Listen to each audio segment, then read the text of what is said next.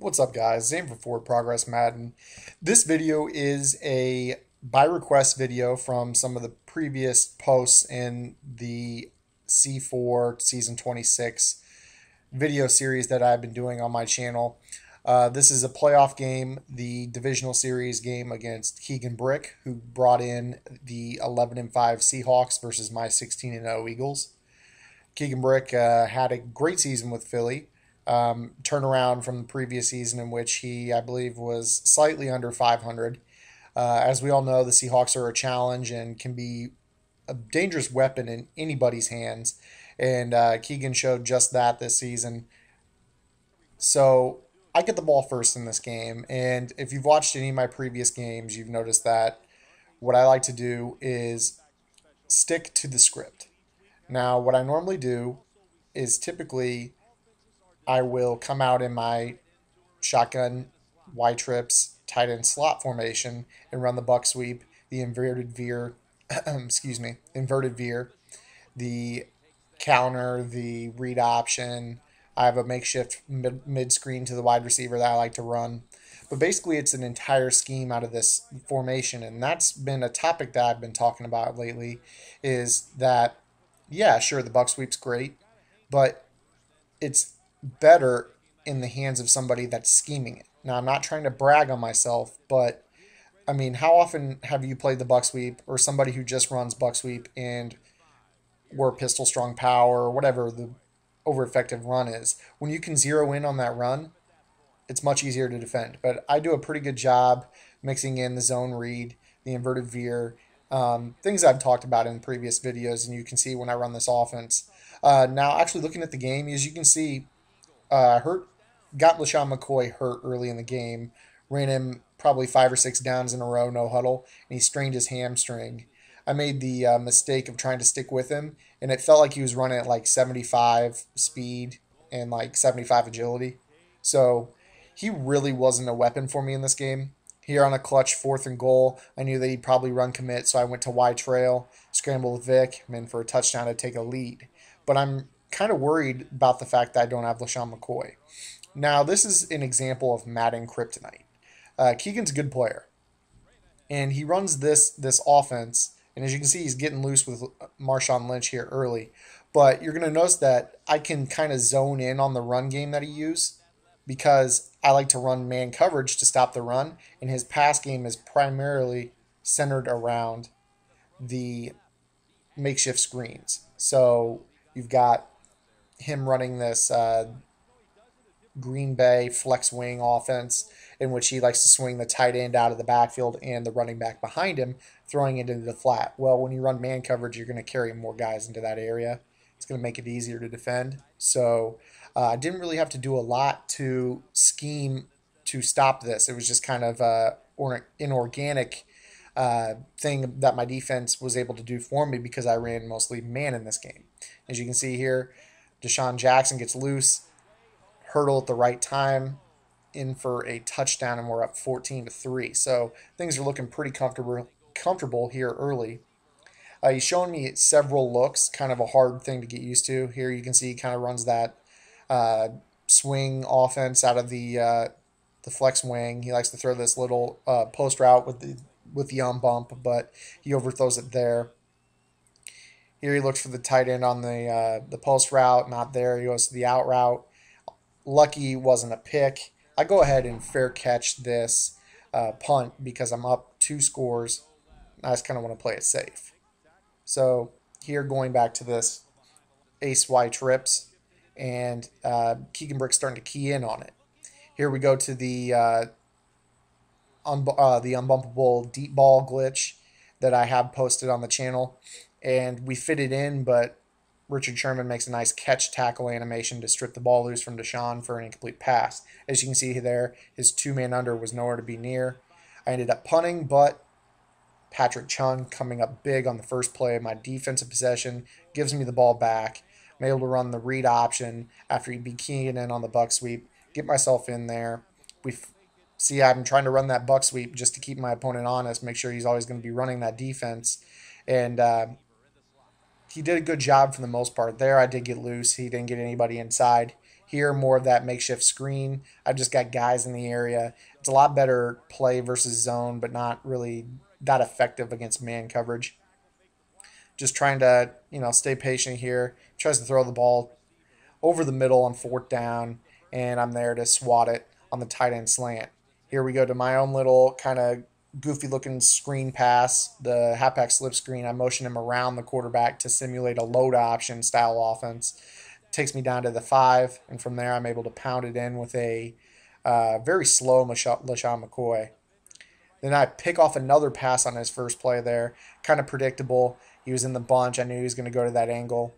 Trying to get in to score before half. Though he does a good job blocking up here. Doesn't really give me a lot of room to throw.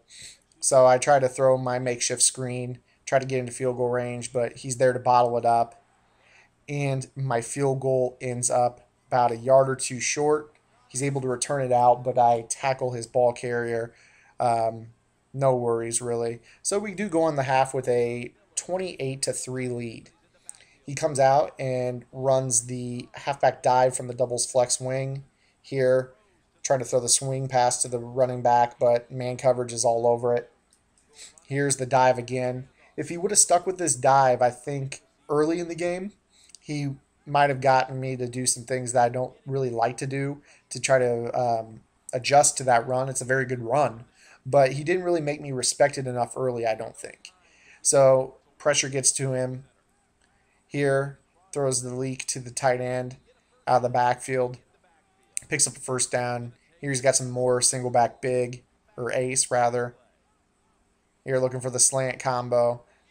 Overthrows the post on the bump again for the second time. But here, that dive. If he would have run this more, he probably would have scored earlier in the game and not needed to make up so much ground late. Here he throws the swing. Man coverage again there to defend it. Good play action call. Throws it out to Zach Miller. Miller gets loose in for a touchdown to make it 28-10. So still got a comfortable lead, but a little bit soft in my opinion on defense here. Maybe it's because I had such a big lead. Here I go to the buck sweep. Nice little stiff leg animation to slip by. But he's bottling up the buck sweep game. So go back to the unbumpable play. Not really there, so I have to playmaker something out of it. Pick up a first down with Jeremy Maclin. Back to the buck sweep. The Seahawks are too much. That defense is good. They play the run well. Go to a slip screen. He jumps it, so I go ahead and take the sack. Back to the buck sweep. Nothing there. So we're going to punt it away with a big lead. Just want to kind of play it safe. Touchback. So his first drive, going back to the swing screen, man coverage, does a good job of being in the area, but he gets great blocking from his pulling lineman. Gets something out of nothing there. There he does a good job pulling back on the stick from the dive and turning it into kind of a counter look. Tight end slant or in route. It's kind of hard to tell what it was there because we've got the video chopped down. Here he's going no huddle, but he's got his fullback in the game. Marshawn Lynch got tired, I would say.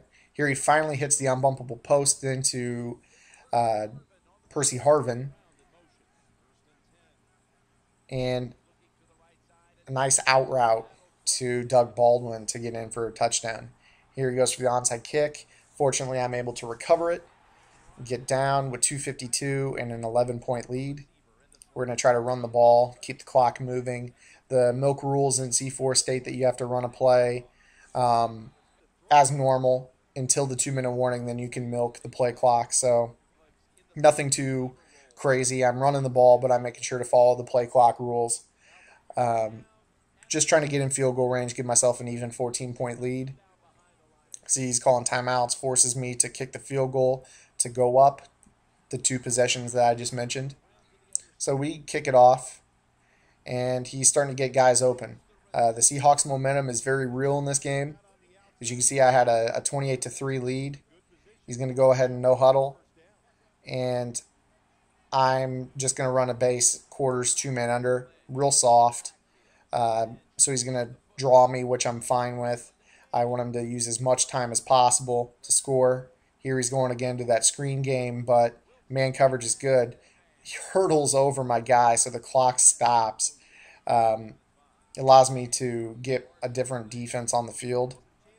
Uh, we're staying in the two-man under, but I like to keep guys kind of in the box to deter him from making that throw. There he does a great job getting a quick read off the bump. My press whiffed. He takes him down into the red zone. Fortunately, this play was an important play for me because I was able to make him extend a play and scramble, use precious time that he needs.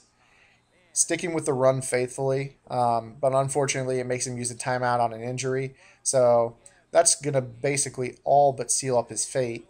Here I run commit. He's able to get in for a touchdown to Sidney Rice, and we'll wait for the onside kick. We're able to recover it, and that is the worst animation possible. It's an easy hit stick fumble animation, but we do hold on for the victory to end up going 17-0 and into the semifinals. The next game was against Ty Crane, where I played him in a rematch of our 2 regular season games.